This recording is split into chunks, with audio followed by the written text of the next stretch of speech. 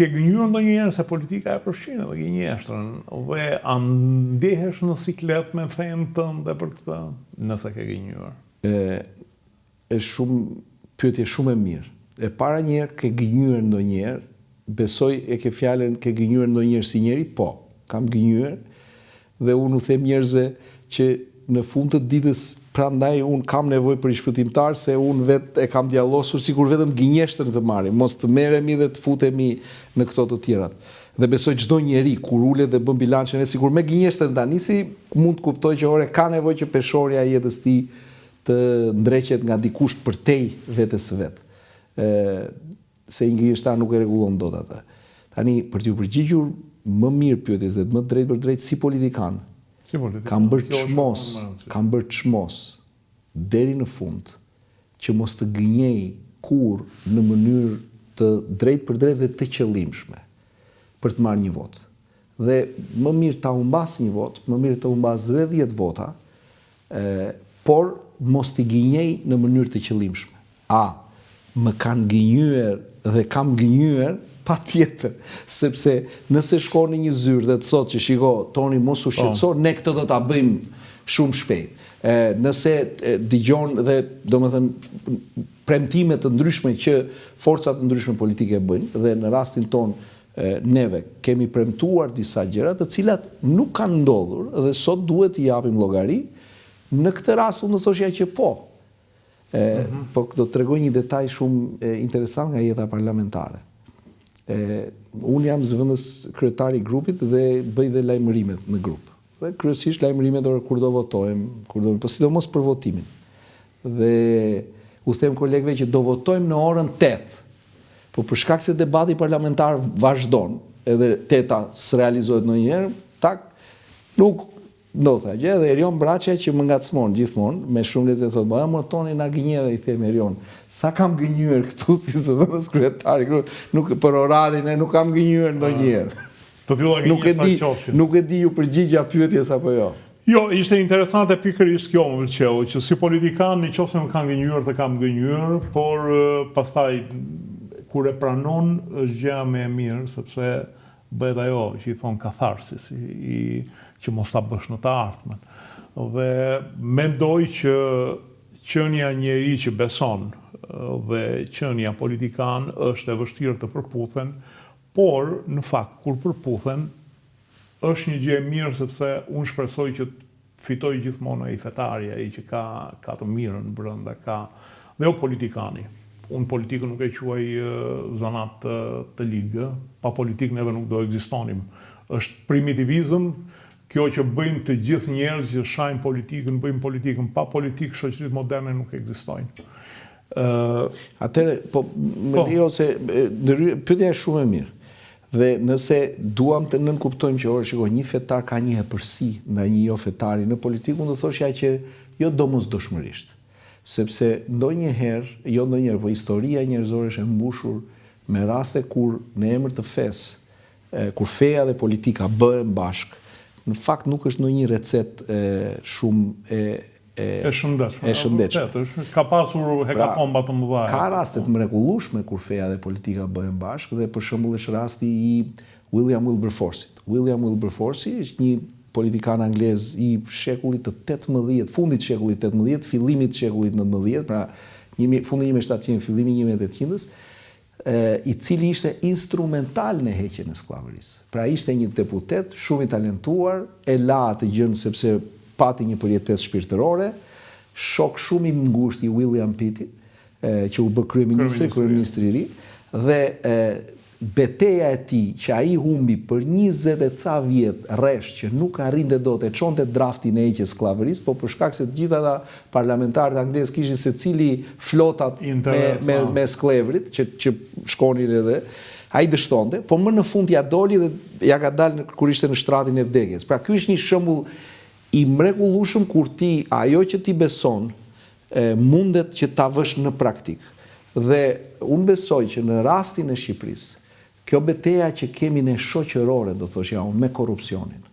Beteja shoqërore me korrupsionin ka shumë vend për njerëz të cilët busullën e tyre e akordojnë, të jetës tyre e akordojnë me koordinata të përjetshme. që nuk i lëvizin koordinatat, dhe kjo ndihmon. Po kjo ndihmon edhe kur je mjek, edhe kur je kasap, edhe kur je këpucar, edhe kur je... Pra, në momentin që ti thua që unë po e bëj këtë punë, sikur po e bëj për Zotin.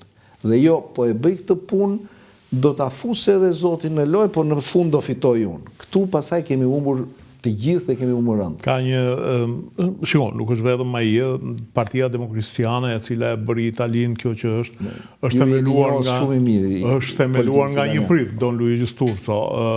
Demokristianët gjermane prunë Gjermaninë në këtë pikë ku është, domethënë një shtet më modern. Padyshim që feja ka atë të vetën, po shiko, ajo që më ka bërë përshtypje gjithmonë ka qenë etika protestante dhe shpirti kapitalizmit i Karl Weber. Është një, ca thonë që është konkurrent i Marxit, sepse është edhe më realist dhe e lidhe ekonominë me fenë, sidomos me etikën protestante, e cila është edhe promotore e zhvillimit e kërkimit shkencor, por edhe promotore e puritetit në politikë, e kundra korrupsionit, dhe jo më kote dhe vendet protestante janë dhe ato që kanë edhe ligjet më drakoniane kundër korrupsionit, si që janë Anglia, Shtetet e Bashkuara, Gjermania, ku korrupsionin në një farë mënyrë, në qoftë se në Itali ta shkelin syrin, në Spanjë, në Greqi sa më shumë,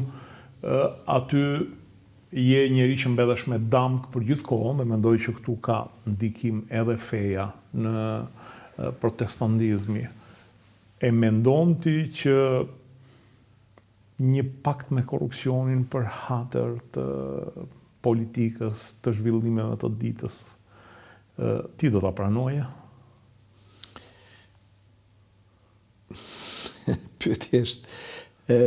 Pyetja është shumë është një pyetje që meriton nuk e kam vetëm ti, a do ta pranoj korrupsionin? Ka një po përgjigje, atë rrije me një të korruptuar. Eksakt, këtë prandaj doja që të shoh. Ka një përgjigje të shpejtë e të shkurtër, të thoshë jo. Absolutisht nuk do ta pranoj, sepse është njësoj si të marrësh dhe të bësh kafshë shtëpiake një dragua. Pra ta marrësh një dragua të vockël, të vogël, edhe ta bësh si kafshë shtëpiake. Edhe të thua që shiko, unë këtë dragojnë, do ta marr, do ta zbuz, do luaj, ky do më njohë, ne do lozim bashkë, e kështu gjërash, dhe unë garantoj që një ditë në fund fare i dragoj do të të hajë. Kjo nuk diskutohet. Kështu që këtu mbaron historia. A do shoqërohesh me një të korruptuar? Si që thash, ne ungjillorët shkojmë gjithmonë te ungjilli. Edhe Weberi është sociolog, në fakt. Weberi në atë që ka bërë etika protestante e punës dhe shpirti kapitalizmit, ka bërë studimin sociologjik, pra antropologjik të gjës, që ore ku ndryshon pse veriu e Europës e jeton kapitalizmin dhe e sheh kapitalizmin me një lloj entuziazmi dhe pse jugu e Europës e sheh atë kapitalizmin ashtu për të bërë pak hile. Dhe gjitha elit me rolin e paras, po edhe me rolin e punës. Pra se si puna për protestantet është ajo që u thash më parë, si mund të adhurojmë duke punuar, si mund të adhurojmë Zotin duke punuar, dhe se si paraja nuk në vetvete është neutrale, lakmia për para është burimi të gjitha të këqijave. Nëse të fillon lakmon paran dhe jo ta shikosh atë si një mjet shkëmbimin. Tani vim tek pyetja që është jashtëzakonisht interesante. Krishti është akuzuar, pra në momentin që e çuan në kryq, përveç se ishte ky momenti i pretendimit i tij që ora unë jam biri i Perëndis, dhe për hebrejt ishte si mund të ketë Perëndia bir, Perëndia është i pashoq. Dhe përfundon atje, pjesa tjetër ishte populariteti i tij, sepse ai rrinte me të përdalat, rrinte me tagramlesit, të cilët tagramlesit në atë kohë pra doganierët ishin të urryer nga të gjithë, se jo edhe që merrnin Araçin për Cezarin, por nga ana tjetër ishin edhe të pasur e ku diun se ça. Domethënë të gjithë personazhet janë atje, bile se akuzojnë, kjo është akuza. Që do të thotë që të rish me një të korruptuar, jo domosdoshmërisht ti bëhesh i korruptuar, për aq kohë sa ti e di kush je, nga vjen, ku po shkon, ç'a beson, kush janë vlerat e tua. Madje unë do të thoshja që ne kemi një sër historish në Bibël, dhe kërkoj ndjes se s'dua të kthehet kështu në studim biblik, po ke disa personazhe, sidomos në Dhjetën e Vjetër, siç janë Danieli, është një libër i tërë për Daniel, apo Jozefi, që fillon një nga patriarkët e izraelitëve, e historisë biblike, djali i Jakobit. Pra që arriti të bëhet ndihmësi i faraonit. Këta njerëz jetonin dhe punonin në sistemet korruptuar, se ma thonë shpejt, si mundesh ti, si rriti me këtë, si rriti me atë. Kemi edhe zmadhimin mediatik. E para njerë që unë nuk gjykoj njerëz. Do më thënë, nuk jam unë gjyqtari që them ky është kështu, ky është ashtu. E dyta, unë besoj që gjithë se cili nga ne, çdo njeri ka potencialin për të ndryshuar dhe për të bërë një gjë të mirë pavarësisht asaj gjë që ai mund të jetë duke bërë në atë moment. Kështu që dhe e treta, unë s'jam i përsosur, pra unë vetë nuk jam i përsosur. Kështu që të bashkëudhtosh me njerëz të cilët në një moment caktuar mund të akuzohen dhe nga organet ligjbatuese për të korruptuar, për mua patjetër që është dhimbje, në disa raste është gënjim, por nuk është shkura im sepse për të vazhduar të rrugë, sepse që kur e kam nisur, unë e kam ditur shumë mirë që të synosh ndryshim shoqëror nuk është një gjë e lehtë. Dhe nuk është një gjë që bëhet në kafe. Duhet të zbresësh nga shkallët e amfiteatrit apo të nuk e di si quheshin të Koloseumit, si quhet ajo, se e din më mirë arkeologët, po të amfiteatrit, dhe të futesh ke sheshi atje ku dheu, gjaku, në arenë. Atje duhet me synu ndryshim. Të rish prapa televizorit, thushe, ta kështë e bë kështu Partia Socialiste, ta kështë e bë kështu Edi Rama, ta kështë e bë kështu, shu ka ploti e shkallët e stadiumit. Zbrit, futu në arenë, bëu me gjake, me dhe, me balte, me ku diun se qa, dil fitus edhe vazhdo rrugën.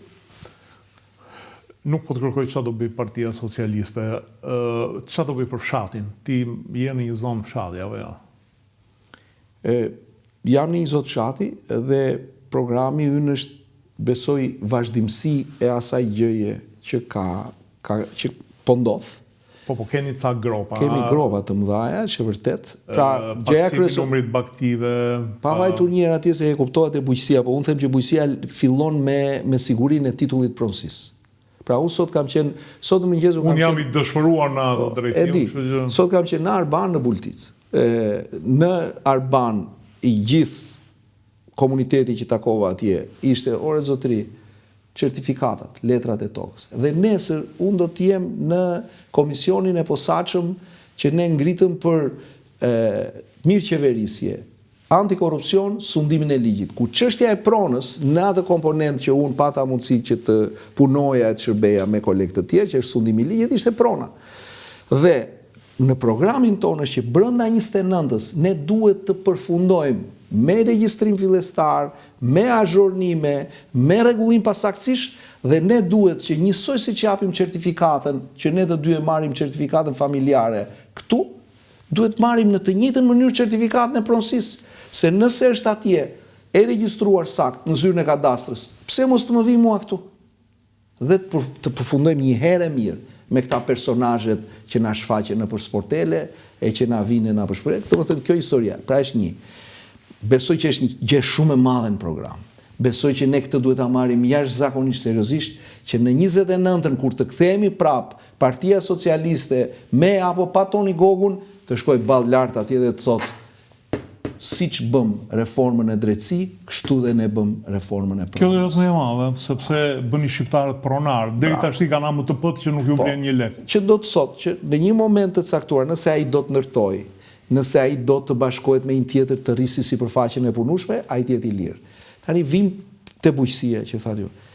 Unë mendoj që ishin sinjale jashtëzakonisht pozitive, pavarësisht zhurmës mediatike dhe pavarësisht atyre keq funksionimeve derisa drejtësia t'i provoj që janë dhe fenomene korruptive. Por që ne arritëm të shkonim dhe të konkuronim në program serios, siç është i Pardi, të riqnim fonde dhe pastaj fermerët tanë të merrnin dhe t'i vinin ato në punë, se s'ka faj fermeri nëse aty burokratë caktuar marrin qoftë, unë them keq funksionojnë, por nëse janë të korruptuar të do na e thot drejtësia dhe të digjet ky fermeri është e padrejtë. Po unë besoj që me atë program neve do të arrim që të mundet t'i shërbejmë bujqësisë tonë. Pra, kryeministri e thot shpesh, për 10 vjet të roqim 200 milion. Në një vit, Kur ne të antarësohemi, do të jetë 300 milion subvencioni që vjen për bujqësinë. Çfarë do të thotë kjo? Kjo është një punë pa imagjinueshme për të gjitha strukturat tona shtetërore që janë në shërbim të bujqësisë, sepse duhet të bëjnë të kapacitetet të rreqëse të çdo fermeri duhet jenë të tilla që ai 300 milion që mos të shpërndahet në një mënyrë të tillë që të fillojnë prapë keq funksionimet, por të shkojnë në një mënyrë kapilare atje ku duhet të shkojnë. Kam në zonë, jam duke folur në 5 të vogël, një familje ku babai e ka mbyllur vitin 90 në maj të traktorit, e ka privatizuar atë traktor dhe nga ai traktor që duhet jetë kinez në mos gaboj, ai ka ardhur tek John Deere amerikan apo ku diun te Lamborghini, te këto makineritë e fundit europiane, jam duke folur për mekanik bujqësore. Tani duan të ndërtojnë ata një kapanon që se kanë miliona atje për t'i futur. Certifikata e pronësisë që nuk e kanë, se e kanë AMTP, se duhet ta nxjerrin, kjo duhet mbarojë një herë mirë. Të duhet projekti, ka impakti ambiental, të duhet një 20 milion i duhen të njëjtat kapacitete që i duhen një ndërtuesi që në fakt e ka biznes në mes Tiranës. Kjo gjëja duhet përfundoj dhe çfarë ndodhi? Kemi bërë një vendim Këshillit të Ministrave, i cila kur vjen puna tek ndërtimet në bujqësi, lejet jepen me njëherë. Tani duhet të vazhdoj zbatimi. Pra, burokratët tanë duhet ta kuptojnë që nuk është e njëjta sepse nuk ka gjë më të poshtër, mendoj unë, tani se sa zakonet. Ne jemi konstelacion zakonesh, të dy ne. Qa kemi bërë në mënyrë të përsëritur, ajo jemi ne. Dhe një burokrat i cili është stërvitur për vitet të tëra të thotë kjo s'bëhet.